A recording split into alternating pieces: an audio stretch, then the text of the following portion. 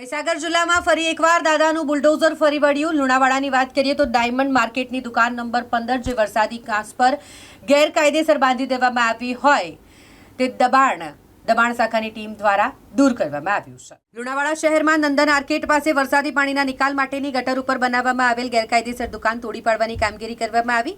નગરપાલિકાની ટીમ પહોંચી ગઈ હતી દબાણ દૂર કરવા માટે।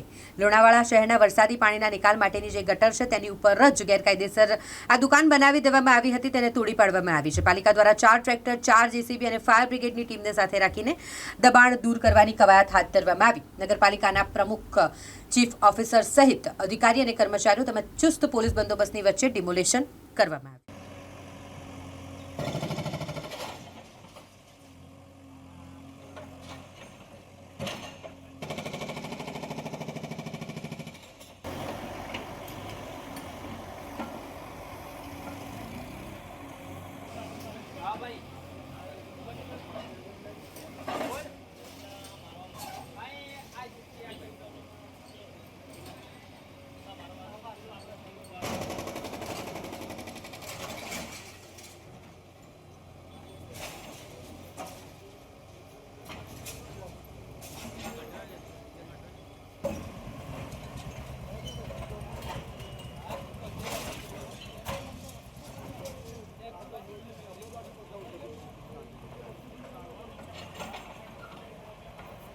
લુણાવાડા નગરપાલિકા નંદન આર્કેડમાં જે વરસાદી પાણીની કોતર છે તેની ઉપર સિટી સર્વે નંબર 21 ઉપર જે દુકાનો બાંધવામાં આવેલી છે।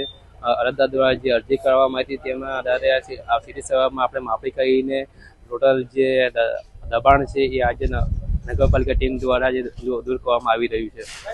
કેટલા વર્ષો જૂના દબાણ હતા ને દૂર કરવામાં આવી રહ્યા છે? આ જે દબાણ છે 15 વર્ષ જૂનું દબાણ છે। શું નામ આપના? નરેશ મુનિયા, ચીફ ઓફિસર લુણાવાડા નગરપાલિકા।